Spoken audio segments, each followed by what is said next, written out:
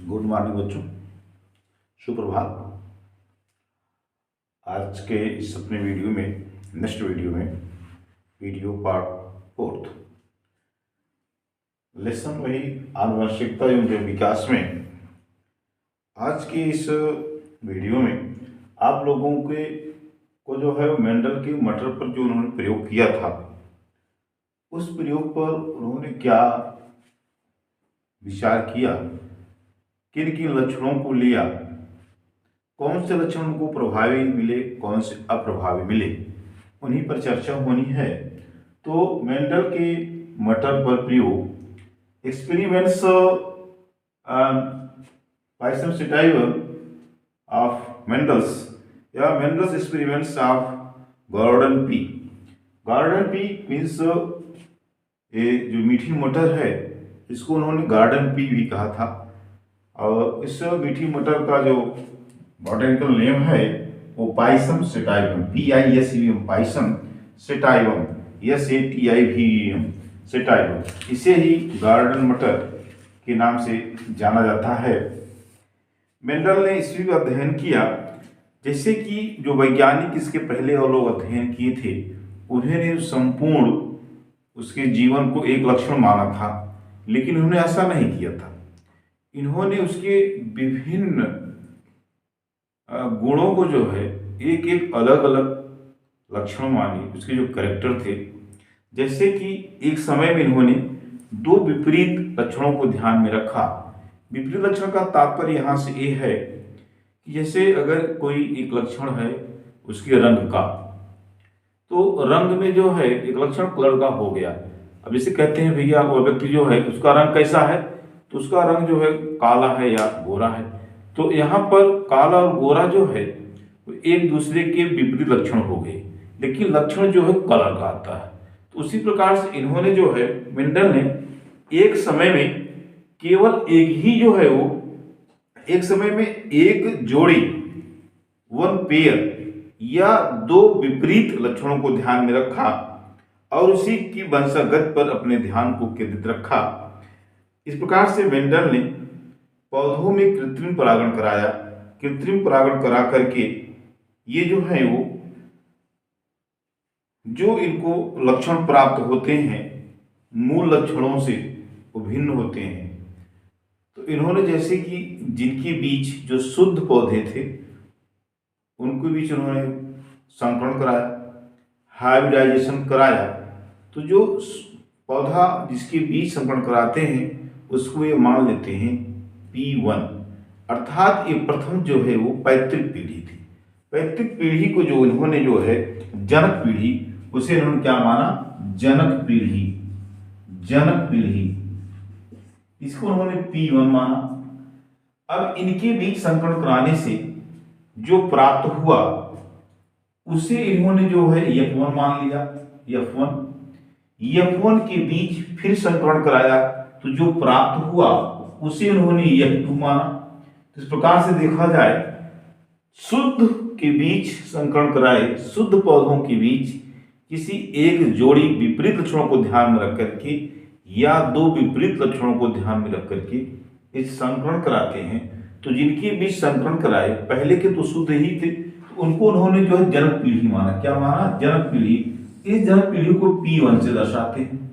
जो प्राप्त हुआ उसे F1 कहा गया, प्रथम संतानी पीढ़ी। और फिर इनके बीच क्रॉस कराने पर इनको जो प्राप्त हुआ F2, द्वितीय संतानी पीढ़ी। फिर बहरहाल इस प्रकार से इन्होंने जो लक्षणों को ध्यान में रखा उन्हें नाम दिया गया। मेंडल ने जो प्राप्त किया था, जैसे यहाँ पर प्रथम में जो है इनके बीच इन्होंने प्राप्त किया था, तो यहाँ पर F1 में तो सभी जो है लंबे पौधे ही थे, लेकिन F2 में जो है वहां पे जो है 3 लंबे मिले, 1 छोटे मिले, अर्थात यहाँ पर जो है 3:1 रेशियो प्राप्त हुआ।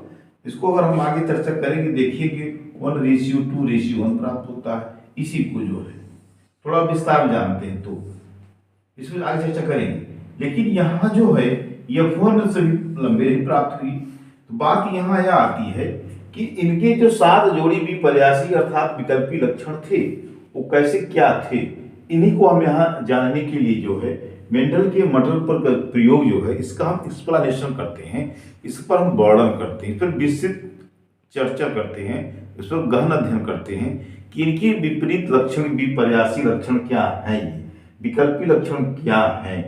इन्हें हम और नाम से जैसे जाना गया है, जो ये विपरीत लक्षण थे इन्हीं को हम युग्म विकल्पी कहते हैं या एलीलोमार्फ कहते हैं। युग्म विकल्पी को नाम देते हैं एलीलोमार्फ या एलील नाम देते हैं, दूसरा नाम एलील है।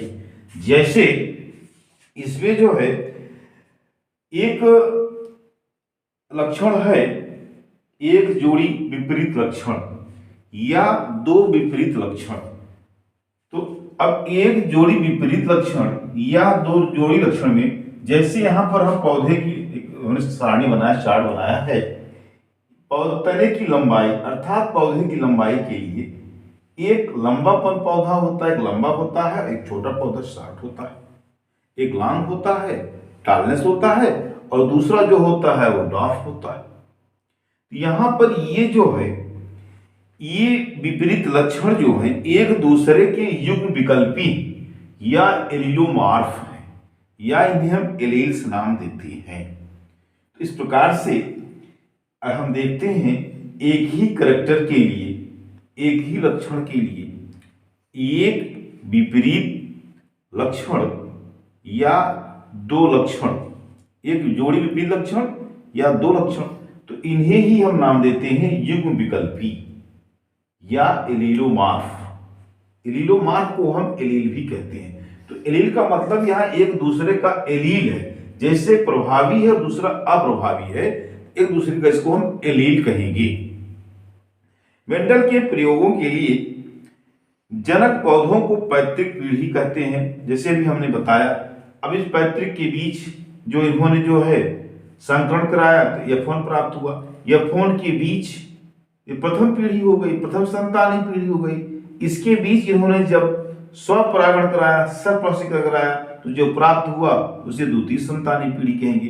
तो ये इनके अपने आए और इन्होंने निरूपित किया कि प्रथम पीढ़ी के लिए P1 और जनक पीढ़ी के लिए P1, प्रथम पीढ़ी के लिए F1, द्वितीय पीढ़ी के लिए F2।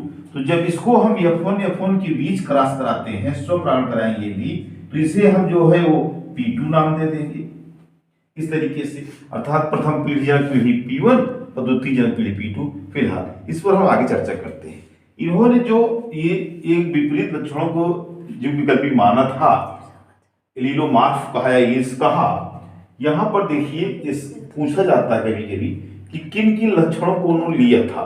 तो जैसे लक्षण है ये तने की लंबाई, लंबापन, बौनापन, पुष्पों की स्थिति अच्छी या अग्रस्त हो।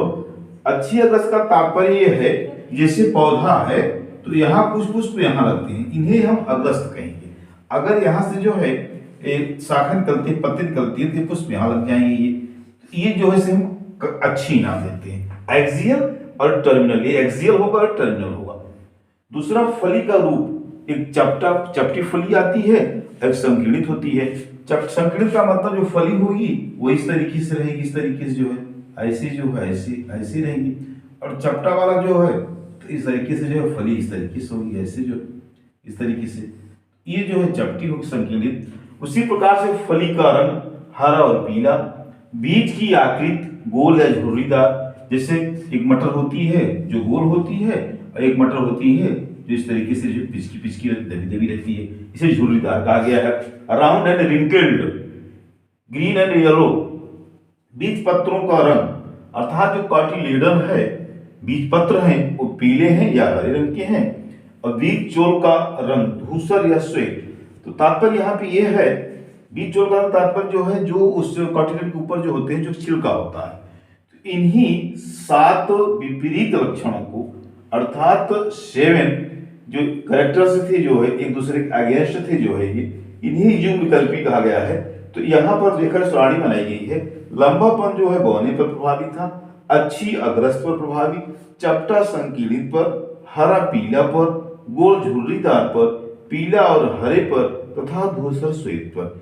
ये इनके द्वारा जो प्रयोग किए गए इन लक्षणों को इन्होंने देखा है अपने प्रयोगों में कि ये जो करेक्टर्स थे ये अपने दूसरे एलील पर प्रभावी हैं। इन्हें ही तो ये विकल्पी या हम नाम दिए हैं एलील्स या एलीलोमॉर्फ। अब इसी पर अगर हम आगे चर्चा करते हैं तो आता है मोनोहाइब्रिड या एक संकर क्रॉस। मोनोहाइब्रिड या एक संकर क्रॉस का तात्पर्य होता है जब हम जनक पीढ़ी P1 में किसी एक विशेष एक जोड़ी लक्षण को ध्यान में रख करके उनके बीच क्रॉस कराते हैं, संकरण कराते हैं, तो वह जो क्रिया कहलाती है वह क्रिया जो है वो एक संकर क्रॉस मोनोहाइब्रिड क्रॉस कहलाती है। जैसे यहाँ पर जो चार्ट हम दिखाए हैं, साड़ी दिखाए हैं, जैसे जब हम तने की अर्थात पौधे की लंबाई को ध्यान रखकर क्रॉस कराएंगे तो लंबापन और बौनापन, तो ये जो है इसे हम मोनोहाइब्रिड क्रॉस कहेंगे, एक संकर क्रॉस कहेंगे। चाहे हम लंबापन पौनापन को ले लें, अच्छी या रस्ते के साथ में ले लें, चपटा या संकीर्णित को ले लें, हरा या पीले को साथ में लें, गोल झुर्रीदार को लें, पीला हरा को लें, धूसर श्वेत को लें, माने कि एक जोड़ी विपरीत लक्षण को अगर ध्यान में रख करके हम संकरण कराते हैं तो इसे हम एक संकर क्रॉस कहेंगे। या इसको ले लेते हैं, जैसे बार बार आता है ये फूलों का रंग, हम लोग लेते हैं फली का रूप, पुष्पों की स्थिति, बीज पत्रों का रंग, बीज चोल का रंग, किसी को एक साथ में ले लेते हैं, इसी को ले लेते हैं, इसको एक साथ में लेते हैं, तो एक संकर क्रॉस कहलाएगा मोनोहाइब्रिड। बात आती है द्विसंकर क्रॉस की, तो जब हम दो जोड़ी विपरीत लक्षणों को ध्यान में लेंगे, जैसे यहां पर है ये गोल झुर्रीदार, ये करेक्टर्स यह हो गया गोल और झुर्रीदार, और दूसरा जो करेक्टर्स है वो ये पीला और हरा, ये जब इसको लेकर के हम अर्थात दो जोड़ी विपरीत लक्षणों को ध्यान में लेकर के क्रॉस कराएंगे तो इसे डाई हाइब्रिड क्रॉस या द्विसंकर क्रॉस के नाम से, द्विसंकर संकरण या द्विसंकर क्रॉस के नाम से जाना जाता है। तो जब हम मोनोहाइब्रिड एक संकर क्रॉस में कराते हैं तो वही पाते हैं कि प्रथम संतानी, प्रथम पीढ़ी जो है, जैसे अगर हम लंबापन बौनापन के लिए लेते हैं तो ये जो है अगर मान लेते हैं ये इधर जो है ये लंबापन है और ये 60 में से छोटा है, तो जो प्रथम प्राप्त होता है पूरा लंबा प्राप्त होता है, अर्थात जितनी संतानें होंगी वो सब लंबी होगी। और जो इनके बीच हम या फोन के बीच कराते हैं तो यहां पर 3:1 प्राप्त होता है। इसीलिए हम देखते हैं एक जो है ये पूरा पूरा शुद्ध बौना होता है या एक बौना हो दिखता है और 3 लंबे दिखते हैं। यहां तो सभी लंबे दिखे थे F1 में, F1 के बीच जब संकलन कराते हैं तो 3 लंबा दिखता है, एक छोटा दिखता है। इस पर अगर हम और गहनता इसका अध्ययन करते हैं तो हम देखते हैं एक शुद्ध रूप से लंबा था और एक शुद्ध रूप से बौना था और दो जो है संकर रूप से लंबे थे। ये आगे चर्चा में आएगा। केवल मोनोहाइब्रिड तक हम यही देखते हैं कि यहाँ पर एक जोड़ी विपरीत लक्षणों को ध्यान रख करके क्रॉस करा जाता है। तो भाई बहनों, इस प्रकार से आज के जो इस वीडियो में जो है ये मेंडल के मटर पर प्रयोग में जो है हम आप जो है 7 जोड़ी विपर्यासी या विकल्पी लक्षणों पर चर्चा की। प्रभावी है और अप्रभावी है, कौन से लक्षण किस पर प्रभावी है इस पर चर्चा किया गया। मोनोहाइब्रिड संकरण क्या कहलाएगा इस पर जानकारी की गई। एलील या एलीलोमॉर्फ क्या है इस पर जाना गया। और फिर P1 की क्या होगा, F1 क्या होगा, F2 क्या होगा, अर्थात P1 क्या है जनक पीढ़ी है, P2 क्या है द्वितीय जनक पीढ़ी है, F1 क्या है प्रथम संतानी पीढ़ी क्या है, F2 क्या है द्वितीय संतानी पीढ़ी है, F3 क्या होगी तृतीय संतानी पीढ़ी होगी, संतानी। इस प्रकार से आप लोग इस वीडियो को अवश्य देखिएगा। वीडियो देखने के बाद अवश्य कमेंट करिएगा, जो अच्छा लगे या जो गलत लगे उस पर फिर सुधार किया जाएगा। और इस वीडियो को सब्सक्राइब अवश्य करें और शेयर करें। जो सब्सक्राइब करेंगे जैसे वीडियो यहाँ से रिलीज होगा तुरंत आपको नोटिस करेगा कि वीडियो पहुंचा और उसको आप उसको देखें। आप लोग जो है अध्ययन लगातार करते रहिए, प्री बोर्ड और बोर्ड परीक्षाएं आपके सर पर ही हैं। लगातार वीडियो को देखते रहिए। धन्यवाद।